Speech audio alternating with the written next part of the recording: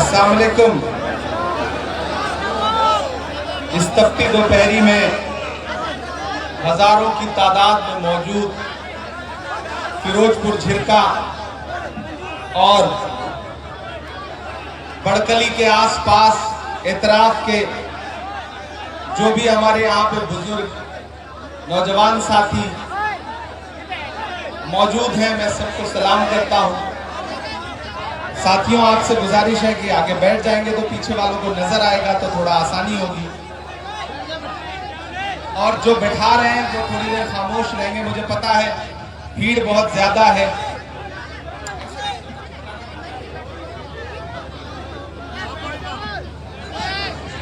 पूरे 5 साल बाद आपसे मुलाकात हो रही है, तो सबसे पहले तो इस बात की माफी मांगता हूं कि पिछली बार मैंने आपसे वादा किया था कि मैं इंशाल्लाह आपका शुक्रिया अदा करने आऊंगा, लेकिन पिछले 5 सालों में मुल्क में ऐसे हालात हैं कि एक दो जख्म नहीं सारा बदन है छलनी, एक दो जख्म नहीं सारा बदन है छलनी, दर्द बेचारा परेशान है कहां से उठे।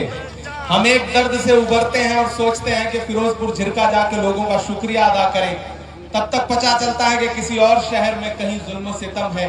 तो जिंदगी ने इतना मसरूफ कर दिया कि आपके बीच में आपका शुक्रिया अदा करने नहीं आ पाया था, उसके लिए माफी चाहता हूं। पिछली बार आया था मामन भाई के लिए अपना दामन फैलाने, तो सिर्फ शायर बन के आया था, एक सियासी इंसान नहीं था।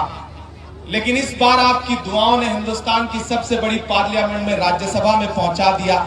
यह आपकी दुआओं के सदके में हुआ है, तो आपका बेहद शुक्रिया अदा करता हूं। थोड़ी देर आपसे गुफ्तगू करूंगा, मुझे पता है धूप बहुत ज्यादा है। इधर जो साथी हैं वो भी बैठे रहेंगे, सुकून से सुनेंगे, तो शायद मैं 10-15 मिनट कुछ बेहतर बोल पाऊंगा।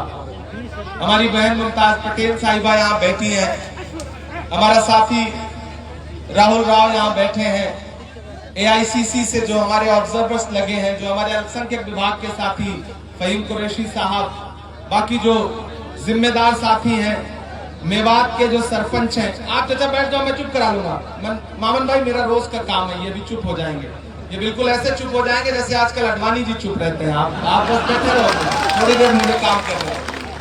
आप बहुत अच्छे लोग हैं, आपसे मेरा रिश्ता कोई पहले दिन का नहीं है।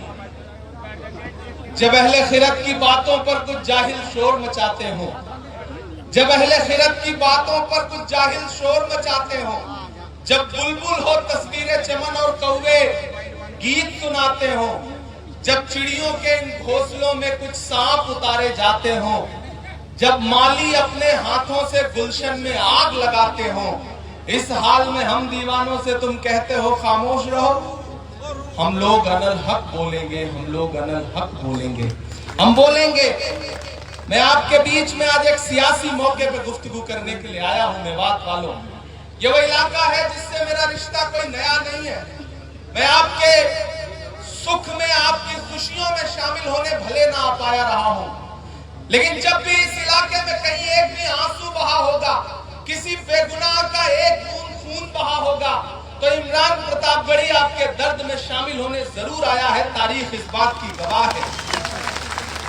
और जब हमारे नेता राहुल गांधी जी ने मेरा हाथ पकड़ के मुझे देश की पार्लियामेंट में बिठाया और मुझसे कहा कि अपने मुद्दों पर आवाज उठाओ, बोलो, लड़ो, तो मेरा खुदा गवाह है कि जब मुझे पार्लियामेंट में बोलने का मौका मिला, तो इस इलाके में जितने जुल्म सितम हुए थे, चाहे वो पहलू खान का मसला हो, चाहे हाफिज जुनैद के वालिद साहब यहाँ खड़े हैं, चाहे रकबर का मसला हो, चाहे मोहम्मद उमर का मसला हो, मैंने ये तमाम नाम गिनवा करके पार्लियामेंट में आपके लिए आवाज उठाई है। मैं अपनी जिम्मेदारियों से कभी भागा नहीं।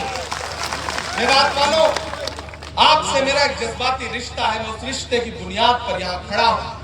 पिछले बार मैं आपसे कहने आया था कि मामन आपके अपने हैं, इन्हें जिता करके असेंबली पहुंचाइए। तब हालात थोड़े साजगार नहीं थे, लेकिन शुक्रिया फिरोजपुर झिरका की आवाम का कि आपने सिर्फ जिताया नहीं बल्कि इतने ज्यादा वोटों से जिताया कि पूरा हरियाणा चौंक गया था मामन खान की जीत पर। और पूरे 5 साल हम बहुत सारी जगहों पे वोट मांगने के लिए जाते हैं और बाद में जीतने के बाद जब काम करते हुए लोगों को नहीं देखते तो अफसोस होता है कि यार हम गए थे, दामन फैला के आए थे। लेकिन ये एक ऐसी असेंबली है और ये एक ऐसा विधायक है जिसको पूरे 5 साल काम करते देख के मुझे हर दिन फख्र था, वो डरा नहीं, वो झुका नहीं, कहीं छुप छुपा के खड़ा नहीं, जो डटे हुए हैं महाज पर। मामून खान आपके लिए लगातार आवाज उठाता रहा है, बोलता रहा है, लड़ता रहा है हर मुद्दे पर। एक पढ़ा लिखा एमएलए कैसा होना चाहिए उसकी एक नजीर मामून खान बन करके आपके सामने आए हैं। आज दोबारा आपके बीच में आया हूं और आप बहुत बड़ी तादाद में यहां बैठे हैं, हजारों की तादाद है। जितना भाजपा वालों की रैलियों में भीड़ हो रही है उतना तो यहां स्टेज पे बैठे हुए हैं। ये हालत है हरियाणा के इलेक्शन की। मैं पानीपत से लेकर फरीदाबाद से लेकर के पुनाना से लेकर पूरा हरियाणा घूमते हुए यहां आया हूं और पूरी जिम्मेदारी से कह रहा हूं कि सरकार बनने जा रही है। कोई ताकत हरियाणा में कांग्रेस पार्टी की सरकार बनने से नहीं रोक सकती है। भाजपा की रैलियों में भीड़ नहीं है, किराए के लोग बुलाए जा रहे हैं और किराए के लोगों में जोश नहीं होता, आपको तो पता है, ना हौसला होता है। प्रधानमंत्री की रैलियां करने से बच रहे हैं, उन्हें लग रहा है हार का ठीकरा खट्टर और नायब सैनी के सर फूटे, हमारे कंधे पे जिम्मेदारी क्यों आए। वो यहां रैलियां करने से बच रहे हैं। अमित शाह जी यहां रैलियां करने से बच रहे हैं हरियाणा में, क्योंकि आंख मूंद करके भी आप किसी इंसान से पूछो दिल्ली में मीडिया के किसी भी जिम्मेदार हाउस से, तो वो आपको बताएगा कि हरियाणा में कांग्रेस पार्टी की सरकार बनने जा रही है। मीडिया तो मीडिया, गोदी मीडिया तक बोलने को मजबूर हो गई है कि हरियाणा में कांग्रेस की सरकार बनने जा रही है। सामने बार बार उस बात को दोहराने की जरूरत नहीं है। यहाँ की आवाम ने मन बनाया हुआ है मामून खान को जिताने का, मुझे पता है ये बात, क्योंकि मामून खान ने 5 साल आपके लिए काम किया है। लेकिन मैं तो आपसे ये कहने आया हूँ, फिरोजपुर झिरका वालों, बड़कली चौक वालों, माइक का वॉल्यूम थोड़ा बढ़ा दें, क्योंकि जो बात मैं कहने जा रहा हूं वो बावाज़े बुलंद बोलने की जरूरत है। एक ऐसा वक्त है जब आवाजों पे पाबंदी है, एक ऐसा वक्त है जब जहनों पे पाबंदी है, एक ऐसा वक्त है जब सोच पर पाबंदी है। ऐसे में अगर अपने इर्द गिर्द नजर उठा के देखोगे तो बहुत कम लोग हैं जो आपके मुद्दों में लड़ रहे हैं। मामून खान उनमें से एक है। ऐसे में मामून को किस तरह से मजबूती आप दे सकते हैं ये आपको देखना है, कितनी विशाल जीत दे सकते हैं ये आपको देखना है। अभी जब हुसैना पहलवान साहब अपना लठ लेके आए थे मुझे माला पहनाने और लठ उन्होंने स्टेज पे गाड़ा, तो मुझे लगा कि ऐसे ही नहीं दिल्ली में कहा जा रहा है कि हरियाणा वालों ने लठ गाड़ दिया, अब ये किसी से उठेगा नहीं। सलाम है हरियाणा, सलाम है मेवात आपको। लेकिन एक बहुत जिम्मेदारी भरी बात कहता हूं, बात जरूरी है इसलिए सुनना, मतलब की बात सबको समझ में आती है, लेकिन बात फिरोजपुर झिरका को ये दम दिखाना है, ये ताकत दिखानी है कि हरियाणा में जीत के तो बहुत लोग आए हैं, लेकिन हमारा मामून खान किसी से कम नहीं है। हमने इसको बहुत बड़े वोटों के अंतर से जिता करके असेंबली पहुंचाया। मैंने कहा ना आपसे बहुत ज्यादा कुछ बात कहने की गुंजाइश भी नहीं है। बड़े बुजुर्ग यहाँ बैठे हैं, नौजवान बैठे हैं, माएं बहनें भी मेरी आवाज सुन रही होंगी और कई सारे YouTube चैनलों पे ये लाइव चल रहा है तो लोगों तक आवाज भी जा रही होगी। मुझे हैरत है कि यहाँ के भाजपा के लोग अभी भी झंडा लेके घूम पा रहे हैं, उनमें इतना लिहाज बचा है, उनको शर्म नहीं आ रही है कि यहाँ जब जीतने का कोई मतलब नहीं है तो फिर घूमने की जरूरत क्या है। मुकाबला एक तरफा है लेकिन लोकतंत्र है, सारे मिला करके जितना पाएंगे उससे 3 गुना से तो मामून जीतने जा रहा है। जा रहा है कि नहीं जा रहा है? जा रहा है कि नहीं जा रहा है? ये जो आपका जोश है मुझे पता है, वो लोग रैली में तो नहीं आए होंगे लेकिन लाइव देख जरूर रहे होंगे।